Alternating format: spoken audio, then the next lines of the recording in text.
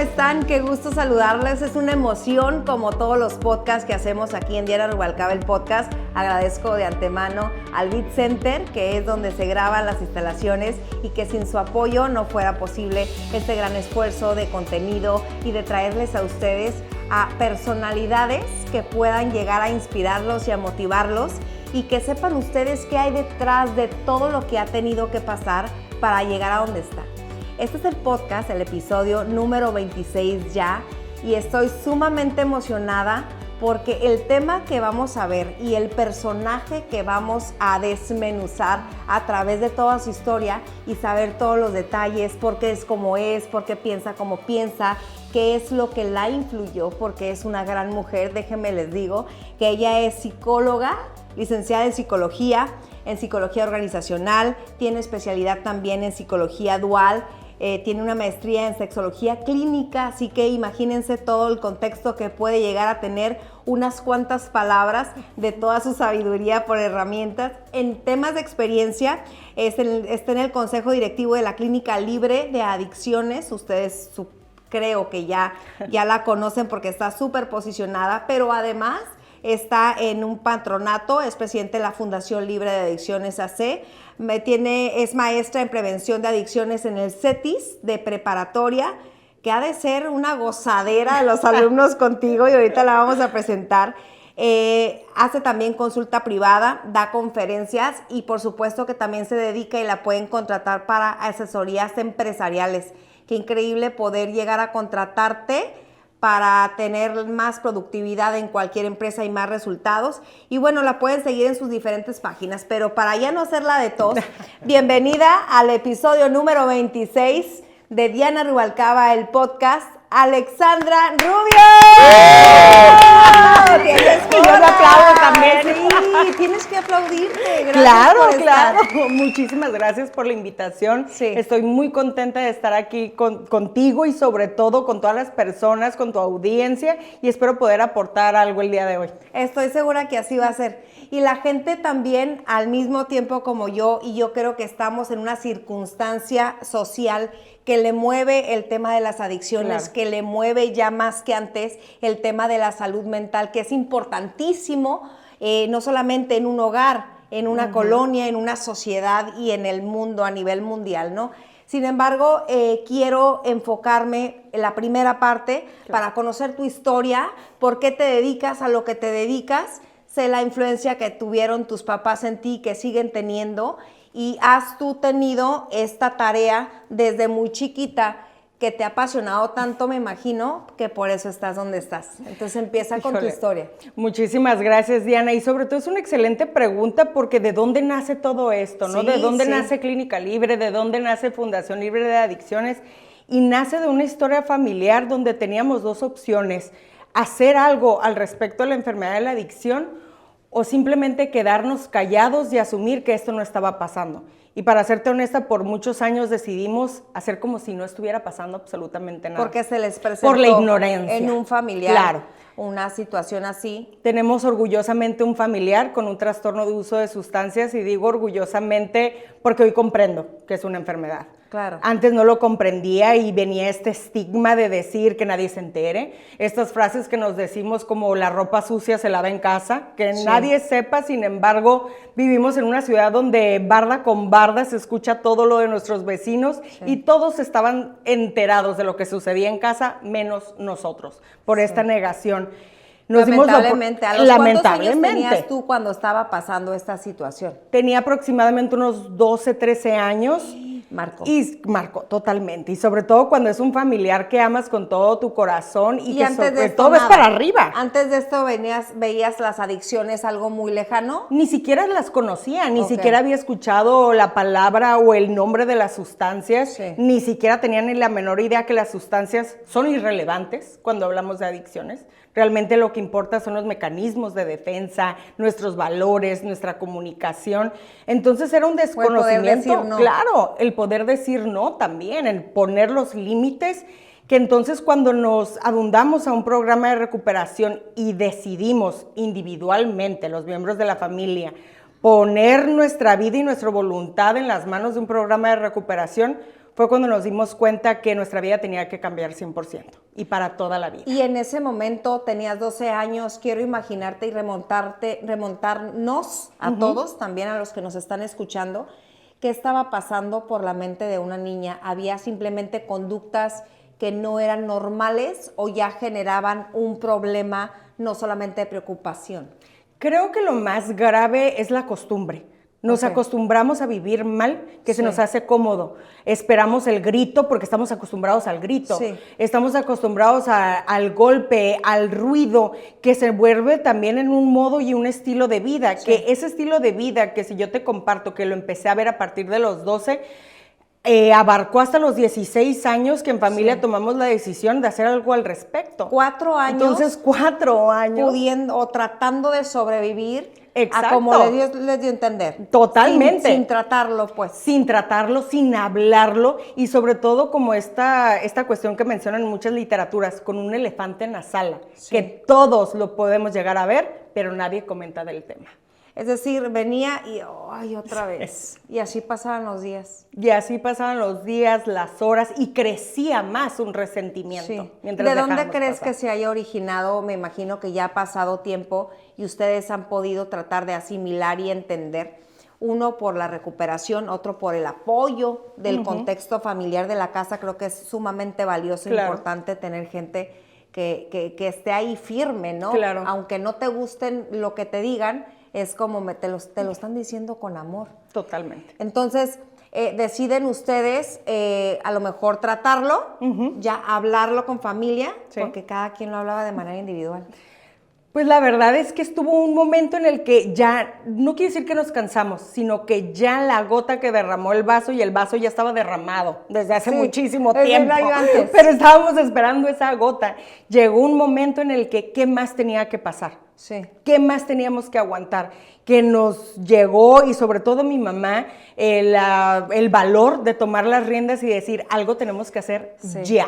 Y sobre todo, aventarnos a lo desconocido. Y digo lo desconocido porque a pesar de tener una carrera profesional como abogada y mi papá como médico, a final de cuentas, la enfermedad de la adicción, cuando llega a casa es algo que desconoces totalmente. En la ignorancia total. En la ignorancia total, que no te la explican en los libros como tal y sobre todo cómo la vas a sentir como familiar y como persona con un trastorno de uso de sustancias. Y estamos hablando de hace ¿cuántos años?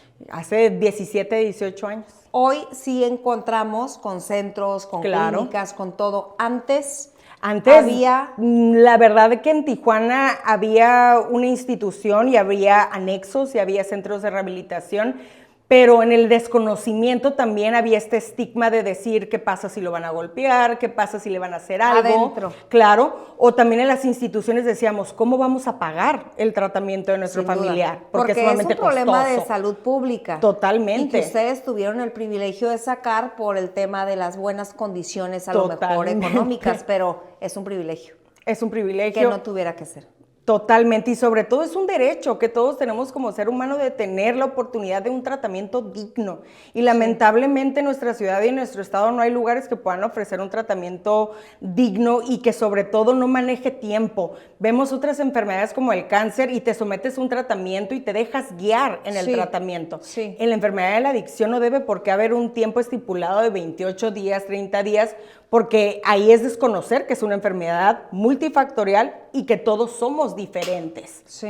Las razones de la persona que lo estaba padeciendo de primera instancia, también había negación de un problema como tal, de una enfermedad, era solamente una acción social o un comportamiento social. Fíjate cercano. Que los mecanismos de defensa toman un papel muy importante, tanto en la persona con un trastorno de uso de sustancias como en la familia. La negación es de los principales, ¿por qué? Porque prefiero no ver.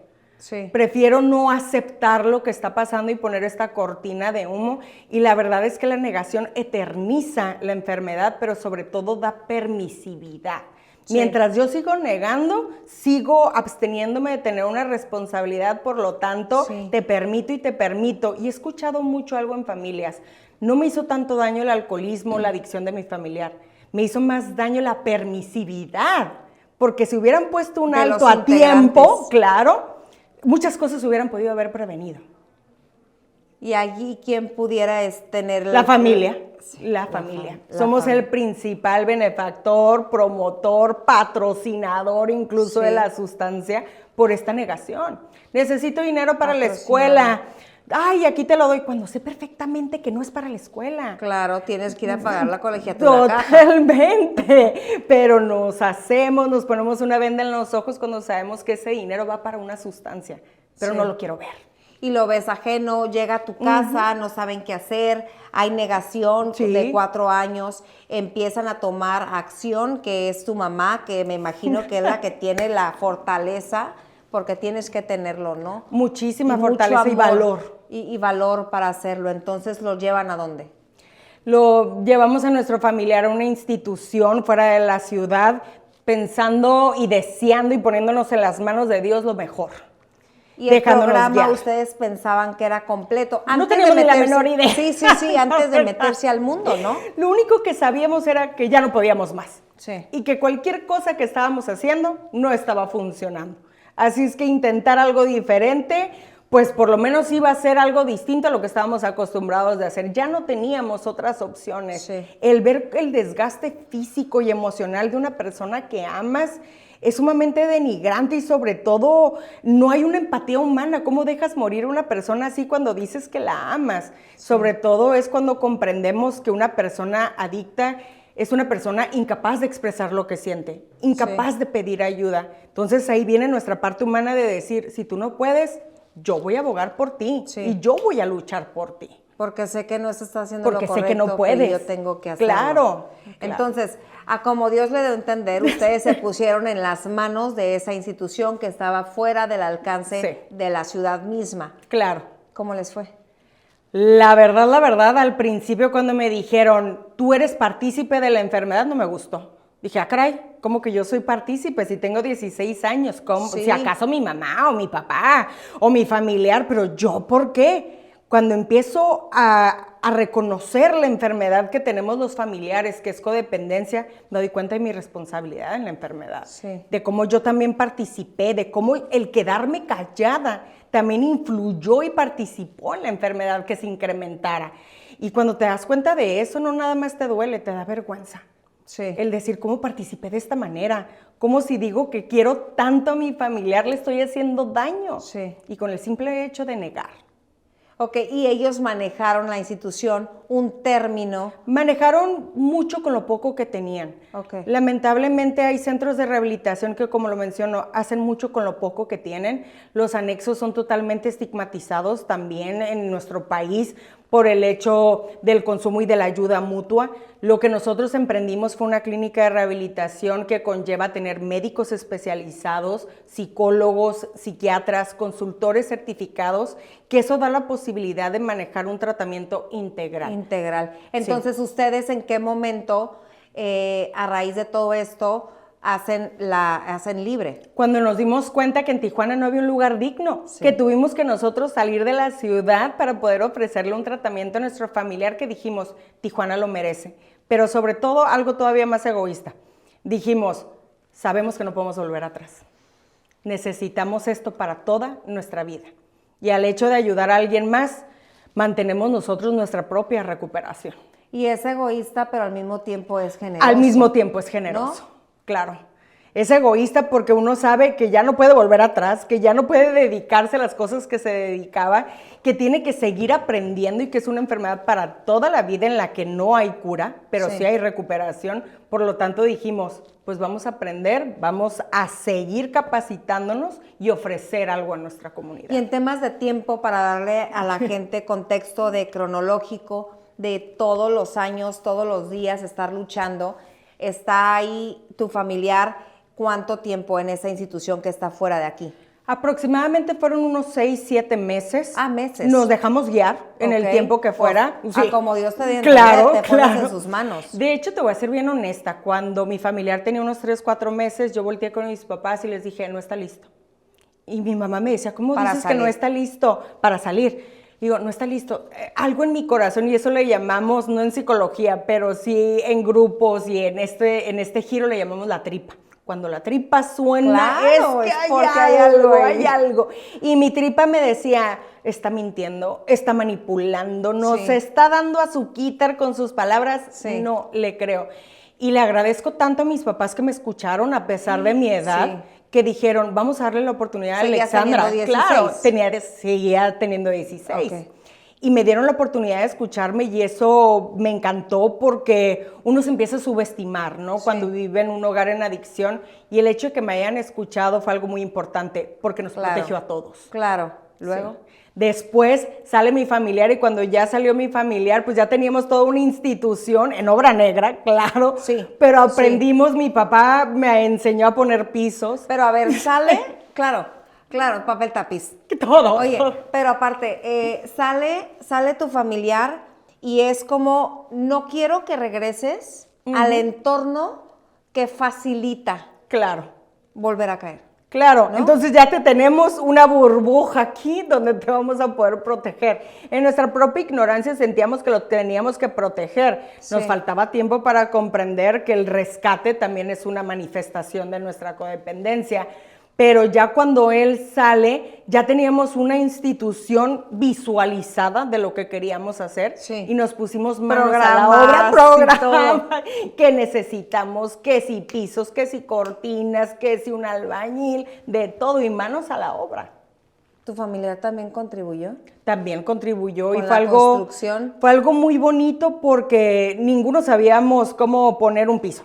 Ninguno sabíamos ni siquiera cómo limpiar, porque vivimos en un hogar privilegiado, que cuando despertabas estaba la casa limpia. Bueno, y aparte, pues saludos a tus papás que han trabajado y que han luchado por tener. Por eso menciono desde el privilegio, ¿no? Desde el privilegio. Y ahí aprendí y no me da vergüenza, aprendí lo que es barrer, aprendí lo que es limpiar, aprendí lo que es poner un piso, porque teníamos este amor de decir, vamos a hacer un lugar que pueda dignificar y que pueda salvar vidas. Pero sobre todo que haga esta unión familiar para mantenernos en recuperación. Porque si no devuelves es escupirle al cielo. ¿Cuántas instituciones empiezan a partir de la muerte de un familiar, a partir de una situación de dolor? Y esta institución es a partir de la vida, a partir de que estamos vivos todos los integrantes, que ahí si no se hace algo al respecto es escupirle al cielo. Por lo tanto, como devolver una segunda oportunidad. Una segunda oportunidad.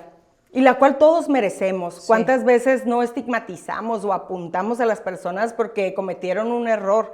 Y a final de cuentas somos seres humanos. Tenemos y merecemos la oportunidad de segundas, terceras, cuartas oportunidades. Sí, y entonces todos trabajan, todos ponen piso, todos limpian, todos todo, y en qué momento se forma Libre. Y el tema del nombre a mí me da mucha profundidad. Sí, la verdad tuvieron la sabiduría de ponerle Clínica Libre. Fue algo muy bonito porque llegas cuando estás emprendiendo un proyecto, dices, no lo voy a empezar hasta que esté todo terminado, hasta que se vea precioso, que se vea las cosas como yo las quiero ver. Y la mamá de un gran amigo que falleció le dijo un comentario a mi mamá, le dijo, si tú esperas a que esté listo, jamás vas a abrir. Vas a seguir y seguir y seguir dándole mantenimiento toda la vida. Así es que si te esperas a que esté listo, jamás van a abrir. Y en ese momento dijimos, abrimos en obra negra, con cosas que hacían falta, pero decidimos abrir. Y fue una decisión muy valiente. Y de ahí en fuera en el nombre empezamos a pensar qué es lo que queremos aportar. Y es esa libertad. Cuando hay un consumo de una sustancia, la persona vive atrapada en sus sentimientos, en sus pensamientos, en este pensamiento insano de no saber qué hacer, por lo tanto, libre de adicciones, libre de tener una voluntad, libre de ser feliz, que se acompaña de todo. Y la mano, pues es esta mano ayuda que te externamos en el hecho de decir, aquí estamos. Es que el logo ya lo han visto ustedes, porque la verdad es que ustedes son de las clínicas o de los centros más reconocidos y mejor posicionados. Gracias. Pero como tú dices, de manera integral, ¿no? Claro. Porque han visto ustedes pasar familias y familias enteras ahí desfilando y siguen recomendando Libre, ¿no? A través de los años. Seguramente fue lo que te motivó a estudiar psicología. Fíjate que yo quería estudiar medicina y mi mamá me decía, va a ser mucho tiempo, te vas a desgastar. Y llegó una persona que me dijo, tienes 10 pacientes, los 10 tienen apendicitis, a los 10 los vas a operar de la misma manera, pero a los 10 como persona los vas a tratar de 10 maneras distintas. Y fue cuando me di cuenta que en la psicología existe la prevención, existe el tratamiento y existe el seguimiento. Sí. Por lo tanto, decidí estudiar psicología, pero no bastó. Cuando empiezas a aprender de la enfermedad de la adicción, te das cuenta que el día de hoy no nada más es un trastorno de uso de sustancias. Sí. El día de hoy vemos 2 trastornos. Por eso estudié psicopatología dual grave, que es la comorbilidad de 2 trastornos, trastorno de uso de sustancias y bipolaridad, esquizofrenia, depresión.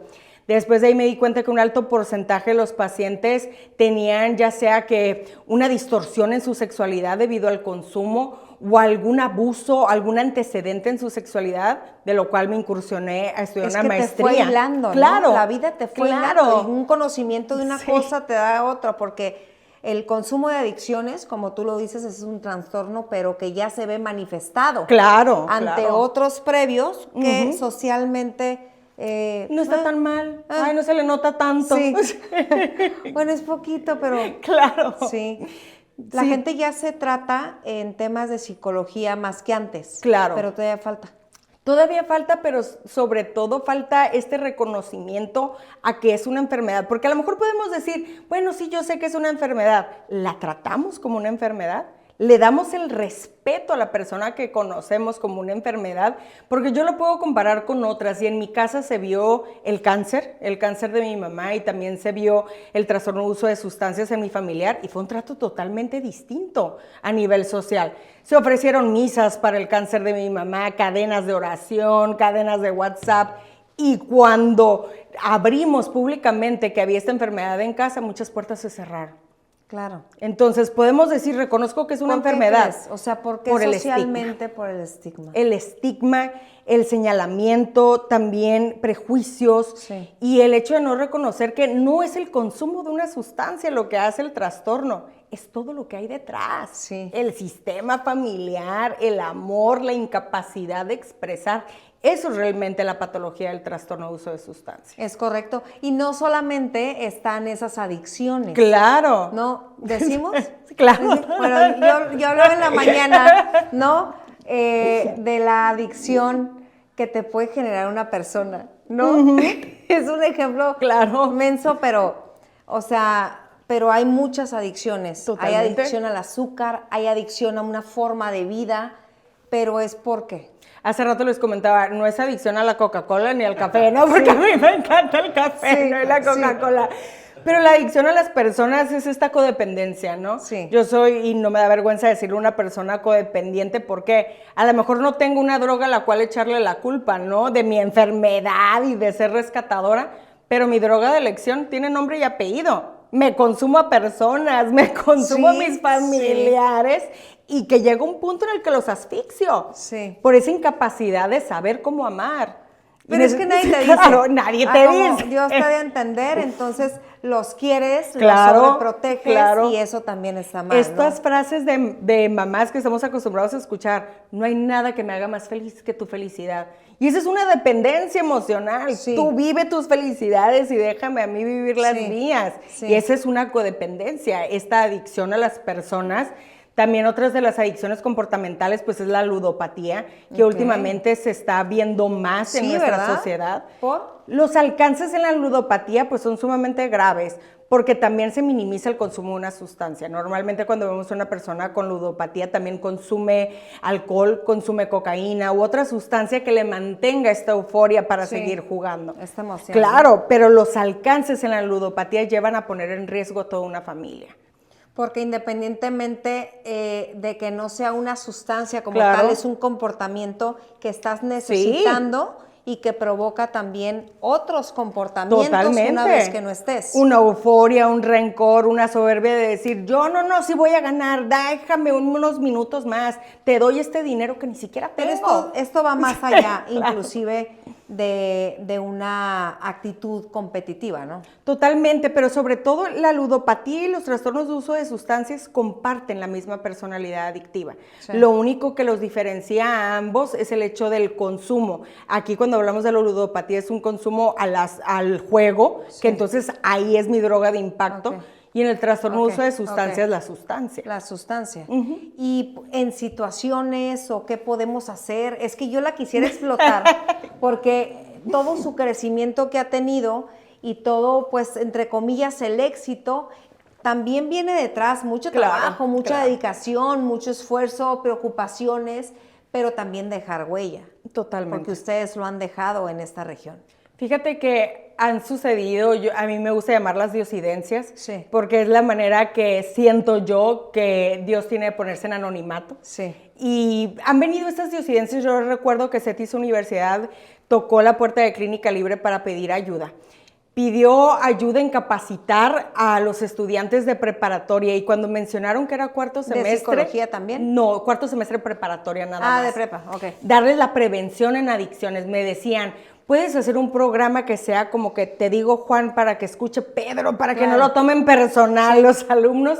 Y lo empezamos a diseñar, pero cuando me dijeron cuarto semestre preparatoria... No puedo evitar las lágrimas, Diana, la verdad. Que te acordaste. Me acordé. Tu cuarto semestre. Claro, pues estaba en cuarto semestre de preparatoria cuando decidimos internar a nuestra familia. Que dije, esto va por los alumnos, pero también va por Alexandra. Sí. Por la Alexandra que no lo compartió con absolutamente nadie. Sí. Con la Alexandra que lloraba en el salón a escondidas. Sí. Con la Alexandra que no podía compartirlo con nadie más por este estigma. Así es que no nada más va por los alumnos, también va por Alexandra. Y además el desgaste que tenía el familiar o la persona que está consumiendo en ese momento se contamina en el lado negativo o se contagia, es un desgaste familiar. Totalmente. No lo vives solo. No lo vivimos solos y sobre todo empezamos a generar enfermedades, gastritis, colitis, histeriquitis también, porque por todo ya te enojas. Sí. De esta presión. Pues no estás en paz. No estás en paz. No estás tranquilo. Y sobre todo escuchas una ambulancia y dices, lo mataron. Ahí va, empieza una manera de pensar totalmente enferma en la que no vives, sobrevives. Sí, una paranoia, lamentablemente sobrevives. Pero porque no estás tranquila, porque sabes que esta persona que quieres mucho, que anhelas que llegue a tu casa, constantemente se pone en situaciones de riesgo. Totalmente. ¿No? Fíjate que me pasó algo muy importante, yo lo menciono a veces en conferencias, digo, por muchos años esperé un perdón de mi familiar.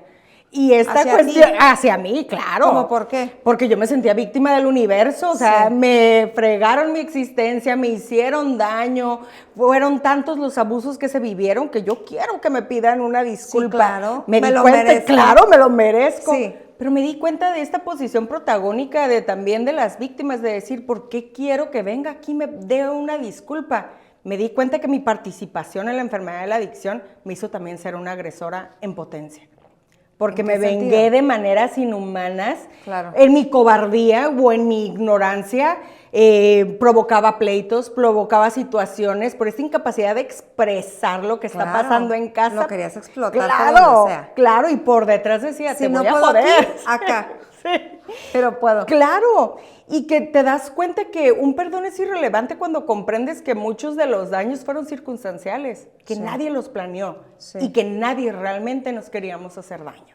Y hasta la fecha, ¿este familiar está bien? ¿Está libre? En recuperación, en la enfermedad de la adicción. Eternamente, ¿no? Claro, jamás se podrá decir está curado. Solo por hoy vive en recuperación. Solo por hoy es la frase tan importante, ¿no? Y así también debes de trabajarlo como filosofía en muchos aspectos, ¿no? Sobre todo hasta para una dieta. Te ayuda el solo por hoy. ¿Qué dices? Híjole, no me puedo comer esta dona. Bueno, solo por hoy no me la voy a comer. Sí, para que no se te haga tan pesado. Claro.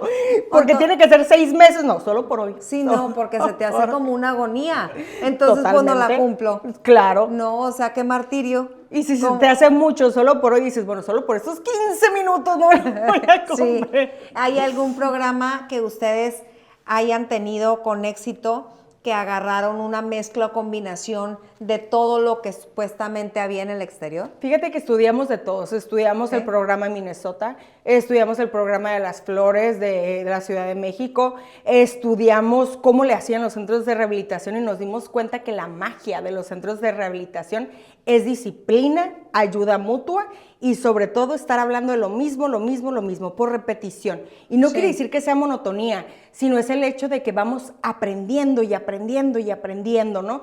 Nos dimos cuenta de todos los tratamientos que existen en el mundo y tomamos un poco de ellos para poder generar lo que es Clínica Libre y de ahí en fuera diseñamos un tratamiento en el cual compartimos con las familias desde nuestra familia. Nos dimos cuenta que a lo mejor había muchos en los que les faltaba este toque del sentimiento humano, del sentimiento de mamá, de papá, y sobre todo que no hay literatura de hermanos, de primos, de novios, de parejas, que es muy importante abordarlo también. Entonces nuestro tratamiento se convirtió en algo inclusivo para todas las personas que amen y quieran ser parte del tratamiento de una persona.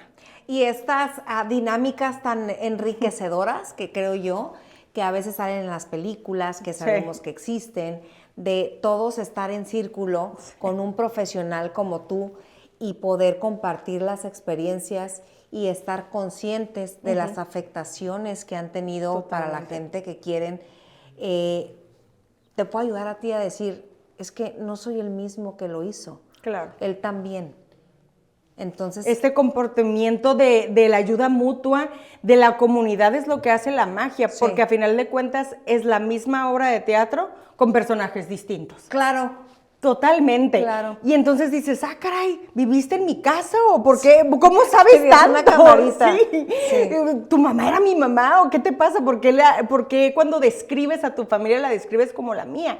Y esa es la magia de las comunidades terapéuticas, que podemos escuchar la historia de alguien más, generar una empatía y tener la opción de decir, caray, pues yo no estaba tan mal. Híjole, se anda peor que yo, ¿no? Hasta eso sucede, que te da la oportunidad de decir, estoy en una comunidad que me entiende, que no me va a juzgar. Dentro de todas tus herramientas en tema de psicología, ¿tú crees, ya como una especie de criterio profesional, que el maltrato o tocar fondo, ¿a qué voy? A que hay muchos o retiros o aislamientos en ranchos y todo, que los destrozan? Sí. Y a eso le llamo tocar fondo, para que después o valoren lo que tienen, valoren que tengan agua, valoran que los abrazan. ¿Estás tú de acuerdo con eso, llevar a una personalidad tan al límite? Yo no estoy de acuerdo con eso y lo digo personalmente, ¿no? Sí.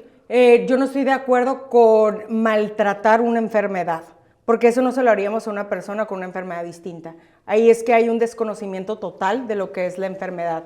Y una persona que ha sido por tanto tiempo carente de expresar sentimientos como el amor, ¿cómo la llevas a ese punto de no dignificar su vida y no ofrecerle amor? Y sobre todo algo también muy importante, que vas a poder trabajar de toda una historia de vida en un fin de semana. Es demasiado y en un fin de semana no. Y el hecho de tocar fondo se me hace algo sumamente peligroso. Peligroso en el sentido que a lo mejor minimizamos los fondos de sufrimiento que hemos vivido a lo largo de nuestra vida y decimos, tengo que vivir algo más grave. Entonces minimizamos esos fondos que a final de cuentas, sea el que sea, por más mínimo que lo podamos a poner, ese fondo de ahí me agarro para buscar una ayuda, una recuperación. Pero los minimizamos y aquí lo importante es, muchas veces el fondo tiene que ver con la vida y no me puedo esperar a arriesgarla. Y eso es cuando es peligroso, ¿no? Ese fondo de sufrimiento. ¿Y por qué crees que siga habiendo lugares en donde siguen ofreciendo ese tipo de experiencias? Porque el día de hoy tenemos una intolerancia a la frustración. El día de hoy queremos las cosas rápidas. Estamos en una sociedad que hasta Amazon y queremos Amazon Prime porque queremos que me lleguen las cosas en el momento. Si no, porque no tengo tiempo. Sí. Y en el momento en el que pago algo ya estoy viendo la ruta para ver en cuánto tiempo llega. Claro. Entonces es esta intolerancia. Razón, queremos las cosas rápido en el momento. Entonces de ver un tratamiento que son 6 meses a 1 año o no me dicen el tiempo a un fin de semana, pues escojo el del fin de semana. Pero además no son palomitas. Claro, aparte no estaban consumiendo chocolatitos, ni mucho menos. O sea, cada sustancia, hablando de sustancias, o cada adicción, te va premiando en el cerebro en el funcionamiento. Por eso la psiquiatría a mí me encanta, me apasiona. Fíjate que tiene un punto muy importante en el sistema de recompensa de nuestro cuerpo. Normalmente una persona con un trastorno de uso de sustancias donde radica en su cerebro es en el área prefrontal y que ahí este sentido de recompensa es sumamente importante. Sí. Si comemos un pastel de chocolate y estamos acostumbrados a comerlo, decimos, oh, este pastel de chocolate y hasta nuestra saliva lo pide, ¿no? Sí. Y esa es la recompensa. Yo sé que me va a causar un placer y que me va a gustar. Entonces al adicto normalmente le preguntas, ¿te gusta consumir? ¡Claro! ¡Claro! Pues Que es lo me máximo. gusta consumir. Sí. Pero el día de hoy sé que yo como persona a lo mejor digo, el pastel del chocolate me hace daño, me inflamo, me irrita, y el adicto igual. Sé que la droga me hace daño. Y más de todos los días, ¿no? Y más de todos los días. Porque el cuerpo te va pidiendo más. Más y más y más. El cuerpo humano sabe dos cosas, sabe de supervivencia y sabe de procreación. De la supervivencia, nuestro cuerpo está diseñado para sobrevivir y sabe de procreación en el sentido de que está diseñado para procrear. Sí. Ya entonces sería nuestra decisión si lo llevamos a cabo o no. Pero entonces, teniendo esto en cuenta, estas dos cuestiones nos hablan de que vamos a ir aprendiendo un placer. Sí. El hecho de sobrevivir, el alimento nos da placer. Sí. El sentido de la procreación también, en relaciones sexuales, también nos da placer. Sí. Pero nos volvemos atascados y decimos, de este placer quiero mucho. Sí, quiero mucho, quiero todo lo que hay. Este placer. Sí. Y así somos en el ser humano. ¿Por qué? Porque este sistema de recompensa me dice, quiero más. Quiero más. Oye, yo me siento muy orgullosa de mí misma por haberte invitado, porque le estamos compartiendo a las personas tantas herramientas, claro, tantas realidades que cada uno en sus casas podrá llegar a tener sus circunstancias diferentes. Quiero que me hables de la equinoterapia. La equinoterapia, fíjate que te voy a ser muy honesta, en un principio la subestimé. Dije que va a ser un caballo y aparte que de repente le pise a alguien en la bronca los que nos metemos y pisa a alguien si alguien se cae. Pero es una magia la que se vive con la equinoterapia. Sí. Es impresionante cómo el caballo es un reflejo de nuestros sentimientos. Sí. Y si no nos queremos mover en nuestra vida, en nuestro proceso emocional, el caballo no se mueve. No se mueve y no hay poder humano de que ven para acá, mendigo caballo. Jálame, vas a ver que no se puede. La equinoterapia, cuando la manejamos a nivel grupal, nos da la oportunidad de apoyarnos en equipo, de ver nuestras posibilidades. En clínica ponemos hasta juegos de tenis con el caballo y vamos midiendo en cómo juega la persona, jugamos voleibol. Claro. O sea, llévanos y grabamos ahí. Me encantaría, son bienvenidos todos. Y sobre todo se tienen que subir al caballo también. Sí, sí. No, hombre, tenemos pavos reales, tenemos mascotas, gatos. Son bienvenidos porque los animales brindan este apoyo. Cuando tú tratas bien a un animal, dignifica su vida. Sí. Y los pacientes comen y está de repente brinca el gato, brinca el perro, se llevó la hamburguesa del paciente.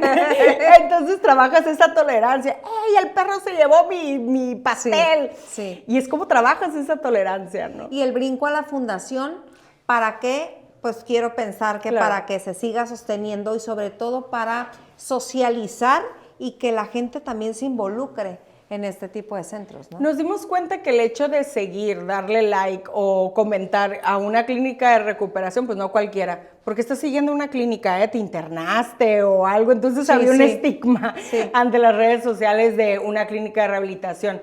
Nos dimos cuenta que una fundación podría abrirle las puertas en la prevención a una comunidad y sobre todo algo que no puede hacer clínica, que es la prevención, el generar modelos de preventivos para comunidades vulnerables como lo son, no nada más de escasos recursos, sino vulnerables en preparatoria, que es una edad en la que viene esta cuestión de que quiero más, quiero aprender, me están diciendo que el otro, esta curiosidad, que nos dimos a la tarea de diseñar modelos preventivos, pero sobre todo también de generar comunidades que estuvieran al servicio también.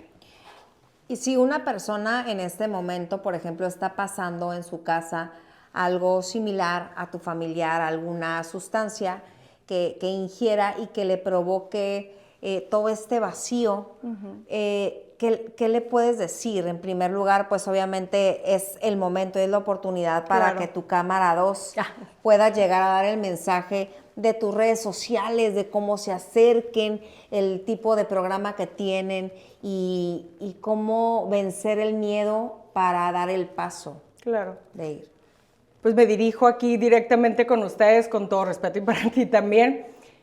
El hecho de que tengamos un familiar o que se esté viviendo esta situación en casa no es una vergüenza. Tampoco es algo que tengamos que negar, que tapar o esconder. Tenemos el derecho y la oportunidad de un tratamiento digno. Cuando hablamos de esta enfermedad, hablamos de dignificar su vida. Reconocemos que es esta incapacidad de expresar sentimientos, emociones.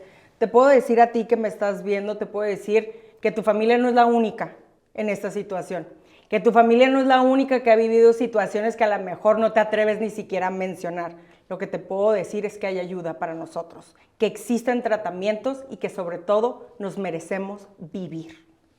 Y nos merecemos todo, no nada nos más merecemos quién todos. Está involucrado Toda directamente, la familia, toda la sociedad, porque esto no es de un sector social, claro, es un no problema respeta. de salud pública. Totalmente. Y tu papá, que es médico, decía en un grupo que se llama Minarete, el cual coincidimos a veces cuando podemos, decía, es que muy pocas personas, muy pocas instituciones y muy pocas autoridades lo entiende como un problema de salud pública. Totalmente. Y como un problema preventivo para otros tantos. Claro. ¿No? Para inseguridad. Totalmente. Sí. Pero carecemos de aprendizaje en lo que es la reinserción social. Sí. Me tocó un expaciente que a la hora de que estaba llenando un formulario para entrar a un trabajo me decía, Alexandra, no me lo dieron. ¿Por qué? Decía, ¿perteneces a un grupo? Pues sí, yo puse AA, NA, y yo, pues, si perteneces a un grupo de sindicato, no de que si perteneces a un grupo a un partido político, güey. ¿Por qué? La enfermedad es tuya, tú decides por este anonimato. Sí, pero no es porque sea algo malo ponerlo, sino por... No estamos preparados. No estamos preparados como sociedad. Ah, ok, perfecto. Pues véngase claro, para acá, el jefe le dice que es AA, que es NA. Alcohólicos Anónimos, Narcóticos Anónimos. No, mijita, no, ¿sabes qué? Prefiero no darte esta oportunidad. Entonces, le damos oportunidad a la reinserción social. Sí. Les damos una segunda, tercera, cuarta oportunidad. Al final de cuentas no hay garantía de que no hay una recaída. La recaída es parte de la enfermedad. Pero también como familia, ¿cuántas oportunidades se le tuviera que dar? Llega un momento en que te cansas, ya no tengo energía, claro. Haz lo que quieras y no puedo contigo, no porque no quiera. Claro, aquí lo importante es ver como familia, ¿has hecho todo? Porque muchas veces es fácil decir, no, es que el adicto siguió consumiendo. A ver, como familia, ¿dejaste de rescatar? ¿Dejaste de reaccionar? ¿Dejaste de generar esta dependencia de controlar y de estar atado? Si no lo hiciste, la recaída también es de uno. Entonces vamos a la par. Vamos totalmente. Está bien intensa. Y hablando de unas vías en paralelo, como si fuera un trenecito, estás en psicología, te metes a sexualidad, porque también te das cuenta, te metes a los fondos y estás en la construcción y estás en la fundación y estás en todo. Ahora entiendo todo tu éxito, porque eres una referencia. Gracias. ¿Qué crees que tengas tú como psicóloga, como profesionista y que le puedes llegar a dar a tus pacientes, vayan contigo por el motivo que vayan? Yo creo que lo más difícil que ha sido trabajar en esto y mantenerme en Clínica Libre ha sido la congruencia. La congruencia ha sido lo más difícil porque tú volteas a ver a Alexandra y Alexandra ha tenido una historia, ha tenido errores, pero el día de hoy tú ves a Alexandra que es congruente con lo que expresa tanto en su manera de hablar, con sus amistades, con su estilo de vida, y eso es lo más difícil. Sí. Porque si realmente quiero dar esta participación ciudadana de lo que es la recuperación, pues empieza por mí. Y el programa de recuperación dice, esto no es por promoción, es por atracción. Y a medida de que se pueda ver en Alexandra decir, ay, ¿desde cuándo acá es tan segura? ¿Desde cuándo acá habla bien? ¿Desde cuándo acá tiene tanto amor que regalar? Es mi recuperación. Desde que me salió. Desde que me di la oportunidad de decir, tomo las riendas de mi vida y esto va por mí, por mi familia y por los que se sumen. Pero estás orgullosa de ti misma. Estoy orgullosa de lo que hemos logrado en familia y sobre todo también de decir, no soy una persona egoísta y quiero mi comunidad. Sí. Los amo con todo mi corazón porque sé, como les digo a mis alumnos, sé que de 300 alumnos, uno va a escuchar. Uno va a aprender algo y ese uno para mí es el pago de la clase. Y es que no quiero imaginar cómo están los alumnos al impartiendo a Alexandra Rubio la clase, pues. O sea, así, ¿no? Es interesante la respuesta de los jóvenes y sobre todo te nutren, te mantienen al día. Sí. ¿Qué dices? ¿Sigues en prepa? Sigo en prepa. Sí, en cuarto semestre. En cuarto semestre. Qué mágico. La verdad que sí, es un regalo, es difícil, claro. Claro que el cuerpo también, ves a los alumnos que corren las escaleras y uno va de pasito en pasito y dices, porque no es lo mismo. Sí. Claro, no es lo mismo. Sí, como niños se van a caer. Claro, y sobre todo esta parte que pues uno también fue alumno, ves que esconden el celular. Yo valoro cuando generan más recursos para esconderlo de tal manera, no la obviedad, ¿no? Sí, a ver, por favor, mija, sí, Nico, juégale tantito, o sea, juégale. Por lo menos sí. que yo pueda decir, bueno, intentó tener un respeto, ¿no? Sí. Ante que no se viera. Pero es algo bien importante porque te das cuenta en sus caras, cuando yo doy su testimonio, te das cuenta que la mayoría ha vivido una situación. O sea, no está tan alejado No como está la alejado. mayoría pensamos, ¿no? No está alejado y me he dado cuenta que hay muchas Alexandras en esos salones de clases. Sí. Muchas hermanas, muchos familiares Claro. que dicen, ¿sabes qué, Alexandra? ¿Me puedo acercar contigo? ¿Puedo platicar de este tema que sucedió en casa? Y es algo tan bonito porque te das cuenta, esa niña tuvo el valor que yo no tuve. Sí. Y el día de hoy puedo darle la oportunidad con mi historia de prevenir. Con tus palabras, Claro. con tu conocimiento, con tu todo. Y Totalmente. las generaciones han cambiado, ¿no? Han cambiado muchísimo. Ahorita lo que hace importante a una población es la pasión, la disciplina y la organización. Claro que los jóvenes carecen de disciplina y de organización, Sí. pero hay mucha pasión por las cosas y Sí. creo que eso nos apoya, su pasión para querer luchar, para querer aprender sobre los temas que les llamen la atención. Y el día de hoy los temas de salud mental son un tema que les apasiona y que no Ay, les da como a mí. vergüenza. Me encanta también, Sí. me encantaría ir a una consulta contigo, porque todos tenemos algo de qué aprender. Claro. Cuando lejos tú que tenemos un comportamientos promedio o Totalmente. normales, yo sí quisiera saber cómo puedo ir mejorando para ser mejor persona, Totalmente. porque todos podemos hacerlo. Las redes sociales, ¿qué papel juegan en la vulnerabilidad de la autocomparación con estilos de vida, con maneras de ver las cosas, con el éxito superficial de la persona que estamos viendo detrás de pantalla en ese momento, tanto de la familia como de la persona que está en adicción? Fíjate que hay mucha tergiversación porque podemos ver una imagen y hacer una comparación, ¿no? Yo quiero Sí. ese estilo de vida, hasta este filtro que ahorita está en TikTok que te ves hermosa, yo me lo Sí, quiero con poner las- todo el día. con las cejas todo de la el Irma día. Serrano. Yo no quiero que se me quite este filtro. sí, jamás. Hasta quiero llegar con alguien a que me deje igual, ¿no? Pero ¿qué es esto? Mira, Deseamos. Así. Déjame así, como me estás Sí. viendo, igualita. Sí. Que entonces deseamos lo banal, deseamos lo superficial. Y en la enfermedad de la adicción y sobre todo en la recuperación nos damos cuenta que nos debemos y nos merecemos la oportunidad de amarnos tal y como somos. Como Y diría la entonces- Lupita D'Alessio, con defectos y virtudes. Con virtudes, amor y Con desamor. amor y desamor. Y entonces, haciendo una retrospectiva, compruebas que esto viene de infancia. Esto de viene... una seguridad que te faltó, de unas pocas herramientas porque tus papás hicieron lo que se pudo con lo Claro. que se tuvo en ese momento. Fíjate que yo veo más aquí, no tanto de un problema de infancia, veo aquí de valor de todos. El día de hoy comprendo Ok. que si mis papás no estuvieron en casa por la razón que haya sido, el día de hoy estoy completa, soy una persona digna y eso es de alguna manera por el esfuerzo que hicieron estando o no estando. Claro. Yo sé que cualquier cosa que ellos hicieron jamás se levantaron un día en la mañana y dijeron, ¿de qué manera me puedo fregar hoy, Alejandra? O sea, ningún Sí, papá sí, se levanta pensando sí. en eso. Hoy, Sí. ¿cómo me friego a mis hijos? Y eso me queda bastante claro. Y el día de hoy lo que agradezco principalmente es que me hayan dado las herramientas y el recurso para pedir ayuda. Siento que eso es lo más importante, el decir, cuando amas a alguien, vas a luchar con uñas y dientes Sí. para hacer lo que tengas Claro. que hacer para devolverle la vida. Y eso yo creo que de ahí radica todo, ¿no? A final de cuentas, si la enfermedad de la adicción se puede transmitir por comportamiento o podemos tener una predisposición, pues digo, a lo mejor una predisposición en algún miembro de nuestra familia, pero el día de hoy es ¿qué hago con esa predisposición? Sí. ¿Qué hago con lo que me tocó vivir? Y eso es algo que siempre voy a agradecer, el valor para saber pedir ayuda.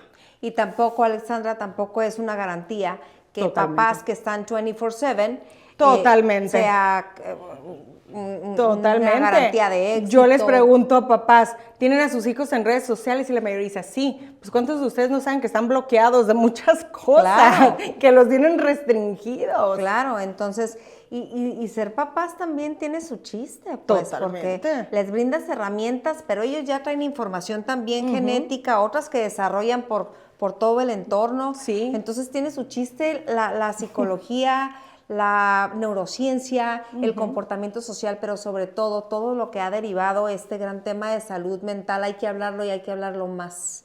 Eso es lo importante, la recuperación está en hablar, no tanto en escuchar, en compartir. Eso es la magia de los grupos de recuperación, el compartir. No siento que haga falta, siento que hace falta muchísimo el hablar de estos temas. Pues algo abismal. Claro. Ahora, en temas de las empresas, para seguirle dando a la gente todo tu contexto y a todo lo que te dedicas y por qué eres Alexandra Rubio, en empresas, ¿cuáles son tus atribuciones con una empresa o qué tipo de empresas? Claro. Y para que quieran lograr que pudieran contratarte o cuáles te buscan. Fíjate que lo interesante de las empresas, cuando hacemos un estudio de la empresa, porque hacemos un estudio, ¿no? Cuando una empresa nos lo solicita, hacemos preguntas desde el orden más simple. ¿Hacen falta focos? Dicen, caray, ¿a ti qué te importa que hagan falta focos? Pues claro, hay consumo de sustancias, claro. Sí. Hay consumo de sustancias que entonces dices, en la sala tal o en el lugar de mantenimiento, pues a cada rato se va la luz. Y no es que se vaya la luz, es que la persona está tomando el foco para tener un utensilio para su consumo. Claro. Hablamos también de esta solución pacífica de conflictos. Cada cuanto hay un tema, tienen área de recursos humanos, cómo manejan esta solución entre los compañeros, cómo generan una comunidad que se apoye y no que entonces estén jalando las patas mientras uno está subiendo, que eso es lo importante, el poder sentir esta alegría por el que va avanzando y esta motivación por querer también seguir adelante. Estos temas pueden parecer muy simples y que tienen que ver con adicción, pero la venganza, el rencor, la soberbia, el egocentrismo son defectos de carácter que conllevan a una personalidad adictiva, que se tienen que trabajar desde esta cuestión de valores en las empresas. Entonces tú los detectas y es importante pues ya atacarlos. Entonces atacamos esta parte de que no hay solución pacífica de conflictos, hay hartazgo, hay burnout, la gente llega más cansada, llega apática, ni siquiera se saluda con buenos días. Claro, porque lo que influye en su casa también totalmente influye y repercute en la empresa, en la falta de productividad, en el cansancio y sobre todo en un ambiente empresarial.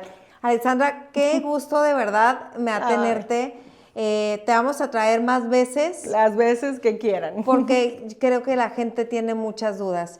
Y tengo que explotarte en todas tus áreas de conocimiento, de experiencia. Pero nuevamente hay redes sociales de Clínica Libre, hay teléfonos, a dónde pueden acudir o con qué señales, me gustaría terminar, qué señales pudiera detectar un familiar para decir, esto está en riesgo, no sé si sí, si no, pero estas son estas señales. De que mi papá diseñó, el doctor Rubio, diseñó un antidoping casero, ¿no? Hacen falta cosas de valor en casa, el aspecto personal de mi familiar se está descuidando, han bajado las calificaciones, han bajado las calificaciones, gastan más de lo normal, se han perdido objetos de valor en casa, llega nuestro familiar a altas horas de la madrugada o no duerme, ha cambiado su manera, su cuestión alimenticia. Entonces, todos estos parámetros nos dan la oportunidad de ver un foco rojo en casa. Si están pasando, ¿tiene varios? Claro, si tiene varios de ellos, es un grito de ayuda desesperado. Y es nuestra responsabilidad como familiar buscar una ayuda pertinente para nuestro familiar. Nuestro teléfono de Clínica Libre es el 637-1711. Nuestras redes sociales en Instagram estamos como Libre de Adicciones, @LibreDeAdicciones. Personalmente es @Alexandra Rubio B de Barroso, porque también tengo mamá. Ay, no, y mucha mamá. Y mucha. Entonces, tiene su inicial, y preciosa también. Sí. Ahorita estoy incursionando un nuevo proyecto que se llama 1, 2, 3 por mí, en el que estoy ofreciendo, no tratamiento, pero sí cuestiones de superación personal, de salud mental. ¿Y qué son conferencias? Se van a dar conferencias y se van a dar talleres, y el hecho de que se llame 1, 2, 3 por mí es por este juego. Por encontrarte. Por encontrarnos. Sí. Estaba yo escondida y aquí estoy. Sí. Eso soy yo. Y quienes salgo faltan. solita, nadie me encontró. Y si no eres egoísta, dices, y por todos mis amigos que Claro, están acá. véngase para acá. Oye, qué buen nombre. Sí. Es que buen branding. Para ese es @123 por mí con X, _. Pero el 1, 2, 3 con palabras. Con números. letra. Digo con palabra. No, Ajá. con letras, eso lo estoy viendo. _, 1, 2, 3, X. X, simulando el pod, Ajá. mi y otra vez _. Pero se lo vamos a poner, ¿verdad? En la producción se ponen los cintillos para que puedan ustedes acudir, no nomás con Alexandra, Claro. también con la Clínica clínica. Libre. Y sobre todo es generar la importancia de acudir a un Conciencia, espacio claro. integral, con capacitación, con profesionales, ¿no? El saber que existe la oportunidad de pedir ayuda y sobre todo que hay tratamientos, que sí existen. Eso es lo más importante. Oye, no sé si has visto podcasts anteriores. Sí, claro. Adivina cómo terminamos. Con una selfie. ¡Qué bueno! Oye, ¿qué? Pero con el filtro ese que está buenísimo. Con el filtro del TikTok. Vamos a tomar. Sí, claro. Oye, ¿nos paramos o sentadas? ¿Cómo quieres tú? Como tú sugieras. ¿Paradas? ¡Paradas! ¡Ay, qué gusto tenerte! Ay, no, feliz. 1, 2, 3. ¿Este filtro también es bueno? ¡Ay, padrísimo! No se crean, lo usamos filtros 100% naturales. Belleza natural, Sin claro. producción, Autoestima así no total. levantamos. Esto fue el Diana Rubalcaba, el podcast, episodio número 26 con la doctora Alexandra Rubio.